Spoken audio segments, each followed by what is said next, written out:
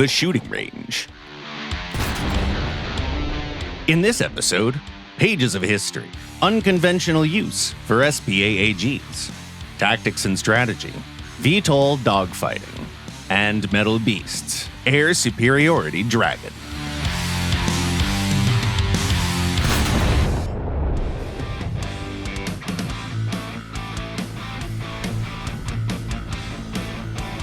Now that we've tried one of the Autumn Dragons, it's time to test the other one. Please welcome the early version of a Chinese 4th-gen fighter, the J-10A.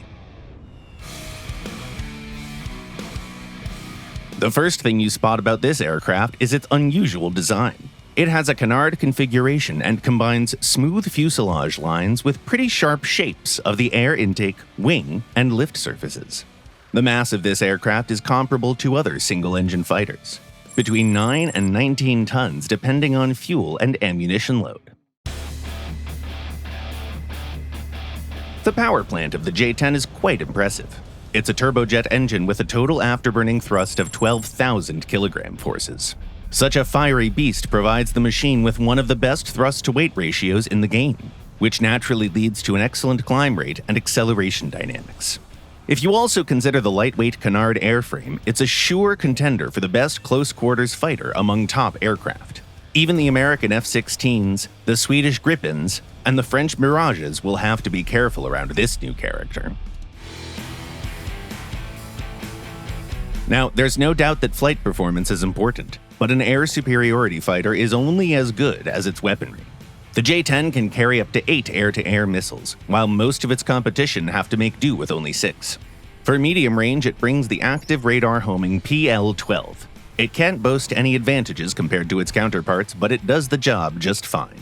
For close range, we recommend you pick the Chinese PL-5E2 missile, with an infrared homing device. It offers great acceleration, decent maneuverability, and jamming resistance. For incoming missiles, you have flares and chaff. The total count is pretty low in comparison, only 72 pieces, but it should be enough for an entire battle if you use them sparingly. The J-10's close air support arsenal is pretty modest. Its best unguided weapon is large-caliber rockets, but they're quite tricky to use efficiently if the enemy has active SAMs anywhere around. Laser-guided or satellite munitions are much more resultful, but you can only take up to 2 of them. Well, the first dragon we met is a versatile machine with a slight bias towards close air support. Today's character is the opposite. It's a specialized air hunter that can sometimes attack ground targets as well.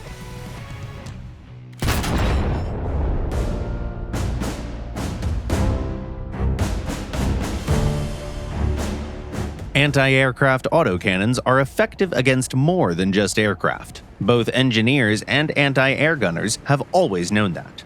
And while AA defenses have a very clear mission on the battlefield, some guns like the Soviet ZSU-57-2 or the German Gepard had a few tricks up their sleeves for unexpected encounters. Most SPAA's anti-tank capabilities have never been used, but today we'd like to talk about those that actually saw close combat. It's easy to recognize the roar of the 4 cannons on the ZSU-23-4, also known as the Shilka. It was made in the late 1950s to provide air defenses for motorized regiments and counter fast jet aircraft. Later modernization projects aimed at improving its efficiency in primary missions too, increasing accuracy, reliability, and response speed when switching to new targets. However, the war in Afghanistan discovered a completely new side of the Shilka.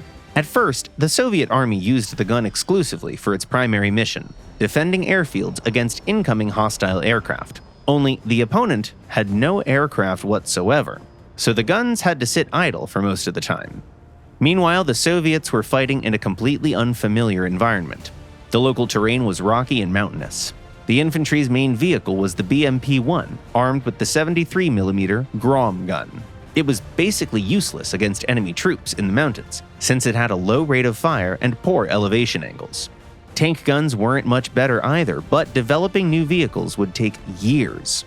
And then, the military arrived at a solution that seemed unobvious, but pretty reasonable. The Shilka joined the infantry. It didn't need much time to be deployed, its elevation angles allowed it to shoot almost straight up, and the rate of fire of its 4 23mm cannons covered all the needs. The SPAAG was pretty slow though, and had poor protection against tank shells, but it didn't matter much then. No armored vehicles of the time were safe against shoulder launchers anyways. To make the Shilka as useful as possible, the Soviet Army created a makeshift version adapted for the new task. They removed all the expensive electronic equipment, which wasn't used anyways, and filled the space with extra ammunition. The only remaining limit to the new version's efficiency was barrel durability, limiting its life to 3,000 to 4,000 shots, depending on the modification. It was more than enough for the new task of fighting infantry. While the Shilka was a good solution, it was still a temporary one. Soon the Army received the new BMP-2, armed with a 30mm autocannon that offered better elevation angles. And all later Soviet designs, like the BMP or the BTR, received versatile weapons off the start, so that the Army wouldn't need to invent makeshift solutions in the field.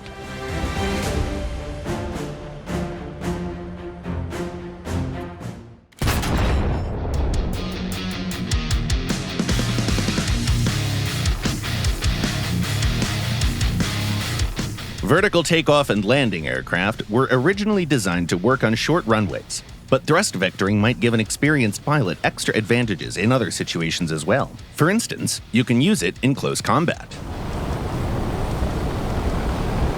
The first thing you should keep in mind is that VTOL designs come in two options. The Harriers can vector their thrust at any speed, while the Yaks have some limits. The Yak-38 can only employ TVC at speeds up to 500 km an hour, while the Yak-141 is limited to 550. Thrust vectoring allows you to turn much faster, but only at a major loss of speed, since your engine's thrust is spent on creating extra lift instead of acceleration. And the more you vector the thrust, the stronger this effect becomes. If you're fighting multiple enemies at once, losing a lot of speed makes you an easy target, so you might want to avoid that. For Harriers, the vectoring should depend on your speed. If you need to make a quicker turn while going 1,000 km an hour, 30 to 35% should do the trick. You can go for more, like 40 or 45%, but you don't want to slow down below 500 km an hour, because you'll lose the ability to dodge an incoming attack or leave combat if things get hot. The speed limit of the Yak-38 is a huge barrier to using thrust vectoring in close combat, so we recommend you avoid duels altogether. The Yak-141, however, proves much better in this regard. It retains the ability to use its afterburner at thrust vectoring angles of up to 57%, which means that its engine can still give you its fullest. For best efficiency, keep your speed between 480 and 550 km an hour. One-on-one duels are a completely different thing. You can go as slow as you want in such situations, meaning thrust vectoring is fair game. Just don't overdo it or you'll switch to hovering mode too early. To avoid that, keep your speed above 200 km an hour at all times. The Harrier can vector its thrust between 20 and 70% depending on the situation. If you want to make the enemy overshoot or make a sharp turn yourself, angle your thrust for a short moment and bring it back if you need some extra speed. The Yak-141 is quite a bit trickier. Most maneuvers require a thrust vector of no less than 45%. You can increase this angle to 55 if you need to make the enemy overshoot or pass you. If even that's not enough, you can go for the maximum angle for a short time and go back to 55% soon after. Vertical maneuvers are something special for the Yak. Performing them bleeds speed very quickly, and the aircraft switches to hovering mode. If you don't want that, reduce your thrust angle. For instance, if you try going up into a spiral with a 55% angle, the Yak will start hovering at 180 km an hour, and you won't be able to reach the enemy. But if you reduce the angle at least 20%, the aircraft will continue to climb. In a downward spiral, low speed is rarely an issue, so feel free to increase the angle to make that turn faster. What's your experience with thrust vectoring in dogfights? Share it in the comments. Meanwhile, we'd like to answer some of the questions you asked us in previous episodes.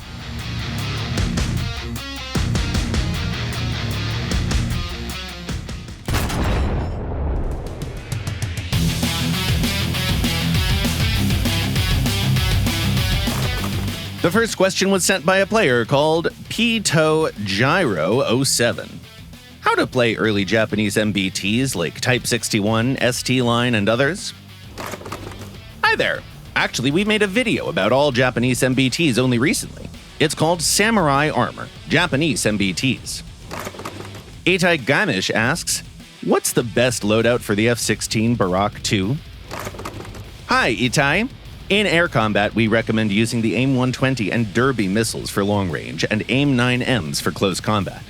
In close air support, the Israeli F-16 shows best efficiency with guided bombs, be it laser, infrared, or satellite-guided ones. Another question comes from Frelecki12.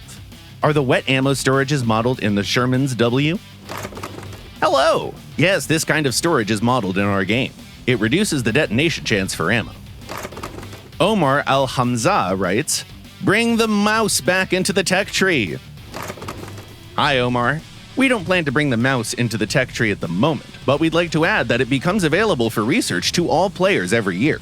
Just start it once, and the tank will forever have a place in your hangar. And the last comment for today was written by Akosh Dobush. Why did the BMP-3 get a lower fire rate autocannon than the BMP-2? Hi, Akosh. The thing is, these two BMPs have different cannons. The 2A72 was given a lower rate of fire for lower recoil and an extended barrel service life. That's it for today. You've been watching The Shooting Range by Gaijin Entertainment, and the next episode will premiere the following Sunday at 4 p.m. GMT or noon Eastern Time. Subscribe and click the bell if you don't want to miss our next videos. Don't forget to check your Harrier's flux capacitor. Leave a like, share your thoughts and comments, and see you next week.